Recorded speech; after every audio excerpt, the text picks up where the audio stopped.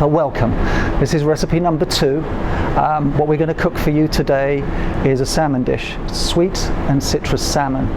So as you can tell in that notation, it's going to be a nice blend of flavors there. The sweetness coming from the agave, and the citrus flavor, we're going to have some lime juice that we all pour on top of that. So it's going to give you a really, really nice melange of flavors there.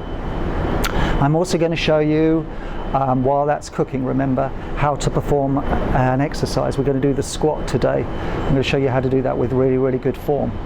Now, you'll recall, if hopefully you've already seen recipe number 1. I think that was a chicken pasta and pine nuts dish. If you haven't seen it already, it's on YouTube, and you can pick up the details as you can with this recipe on our website, eatinworkout.com. It will be on the screen here.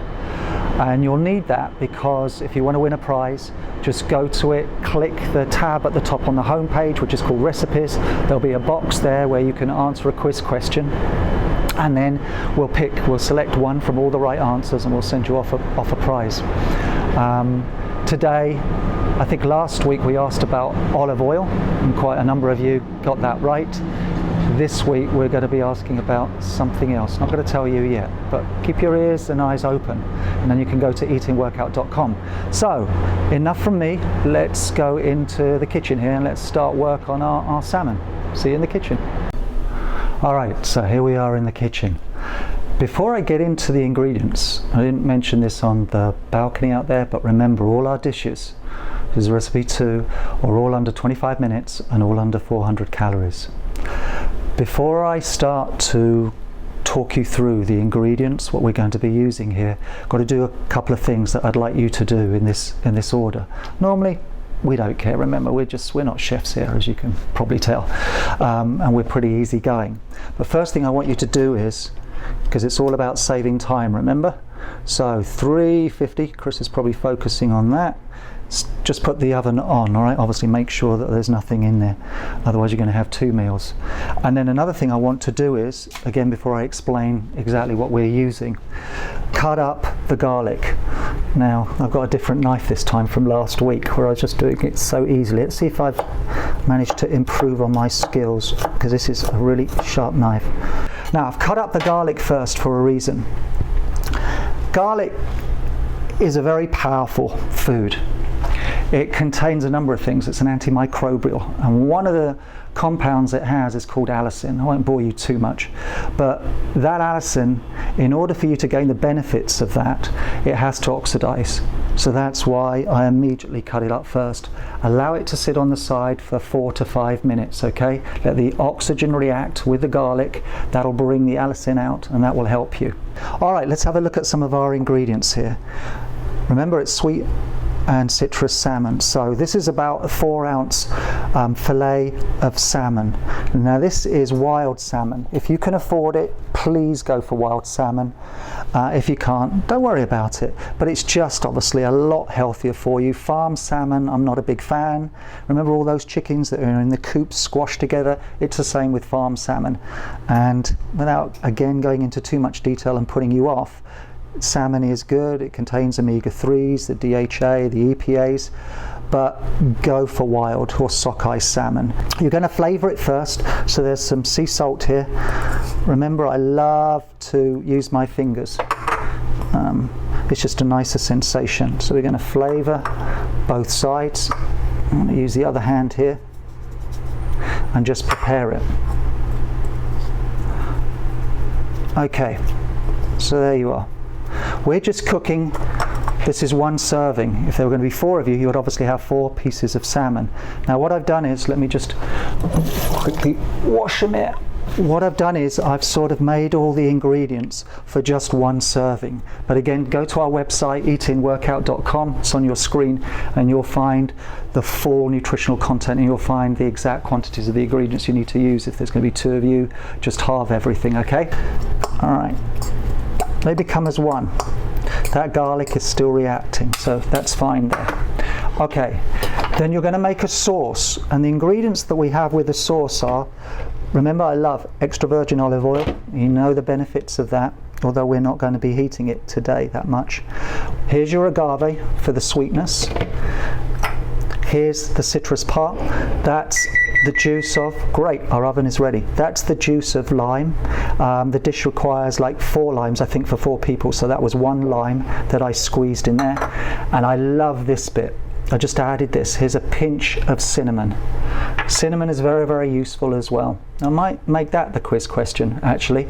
It's got a tremendous number of advantages. One of them is it keeps your sugar levels in balance. So I tend to use it in the morning.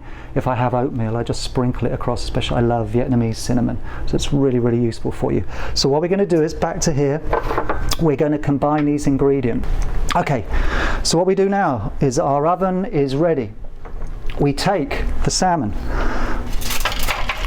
and what I've done is taking a piece of foil, which I'm going to make into a boat, crimp the edges up. Oh my God, I'm looking like Martha Stewart here. Uh-oh, don't want to get too technical, it's all easy. But you can see how quick it is. And then what we'll do is, let's pour our nice, if you like, light sauce all over that salmon that sits in our boat of foil. And then I've grabbed the onions. There's a lot here, so I don't need to use all of these. I'll probably cut too much just for one. But here's the garlic and the onion. Garlic has been cut now for 4 to 5 minutes, so that's fine. And we're going to put this all adds for flavour. You don't need to eat all of this, by the way, but it's just going to add flavour to that fish. Alright, so I've got my garlic and my onion all around it. Okay, so once again we make sure that that juice doesn't flow out, obviously. So we push up all the edges. Then we took another piece which was slightly smaller, and I just place this over the top and seal the edges around. Here we go, placing it in our oven, as they all say. Whoa! There's a bit of heat. Okay, that's going to go in there for less than 20 minutes. So I'm going to put, it only took us 5 minutes to do all of those things here. So what we do is we put in the timer. I'm going to go all the way up to 20 minutes.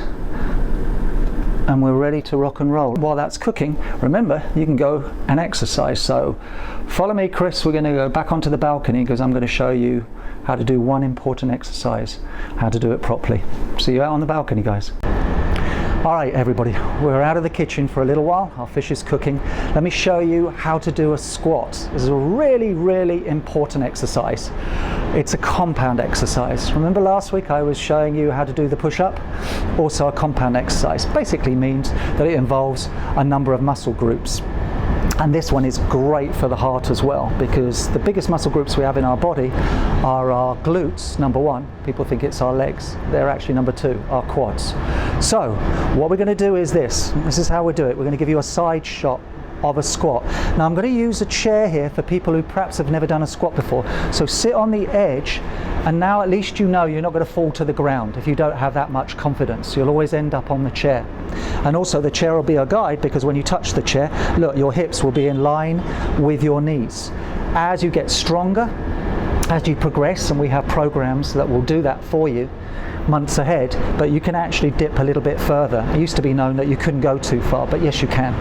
But today we'll just descend to where our hip, as I say, matches the same height as our knees. So let's come up and talk you through this. I'm going to do a normal squat. I'll show you another day where we can emphasize the inner thighs, a plie squat, but for now a normal squat.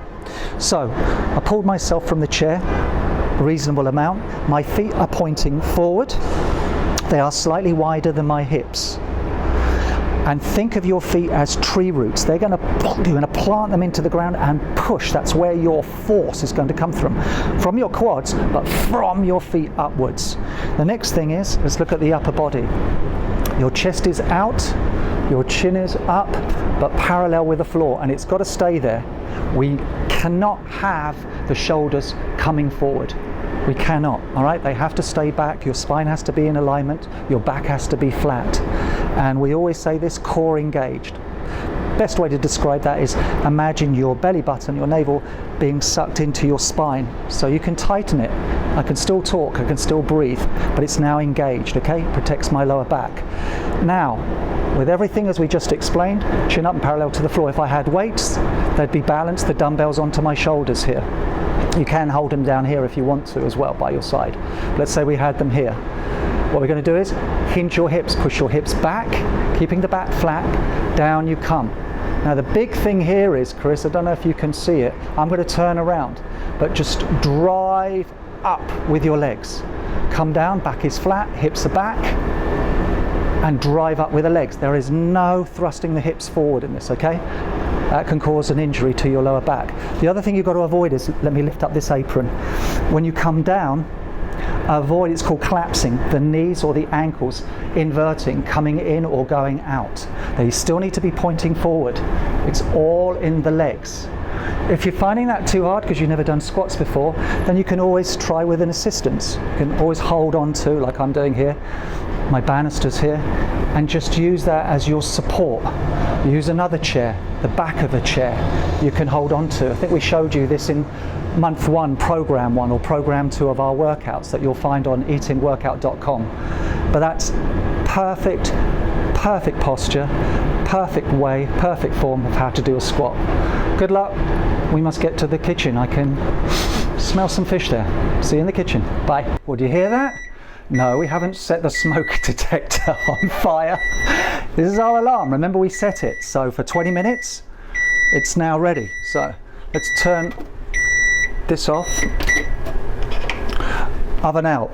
Now, honestly, well, we took it out a few minutes ago, but we don't know. You're seeing it live just as we have. Normally, I mean, we've got a video to do, so we've got to show you stuff, but normally I would just let this sit on the side for a couple more minutes, allow the heat to still do its business. I'm going to put my really sexy mitts on here, everybody. Don't let anybody get any funny ideas about me. I'm okay, thank you. All right, look at that, Chris. That looks beautiful. None of that sauce spilt out. So what I'm going to do is, actually, I don't need my gloves for that. So there's your salmon. What makes it, while Chris is still doing that, let me grab the fork and show you. See how it flakes off? Great. If it was overcooked, it'd be really, really dry. Oh my God, and it's soft in the middle. You don't want it too orangey. That is perfect. Okay, so what we need to do is transfer this to the plate. All right. This is close to 400 calories. You'll get, once again, you'll get all the caloric content on our website, eatingworkout.com. You'll get the full breakdown of the protein and the carbohydrates, etc. But this is close to 400 calories. It's one piece of fish. It's a nice sized piece of fish. If you want, let's say, some brown rice with that, no white rice, remember, then for 2 of you, you'd probably need a cup. That's about over 200 calories. So for one of you, you're going to be eating about 100 calories. That now takes the recipe way beyond. Remember, everything is under 25 minutes and under 400 calories. So if you want to go into the 500 calorie thing, I would suggest don't just do a load of squats, but after your meal or before your meal, go out. If you can jog 15-20 minutes, that will burn you 100 calories if you're at a medium pace. If you're walking, about half an hour's worth of walking, and then you know that you've worked off those extra 110 calories that you've gained from the rice. All right, Chris and I are going to grab the wine, a couple of forks. We're going to see you at the table, and I'm going to pose the quiz question to you. All right, see you there. Bye. So here's the quiz question. On the screen you'll see where you have to go, eatingworkout.com. The question is about garlic today. Remember me telling you that I cut it up and I left it on the side for a few minutes? Why did I do that? Go to our website, eatingworkout.com, recipes tab, give us some details, answer the question, you'll be put in a mix and you could potentially win a prize. All right, that was recipe number 2. We're going to see you. Go to YouTube. Well, you're on it now, but you will see us there. If you haven't seen recipe 1, look at that. We'll see you next week for recipe 3. You'll get the ingredients of recipe 3 again on our website, eatingworkout.com. Okay, go to it, go to recipes, it will tell you what it's all about. See you then, guys. Bye.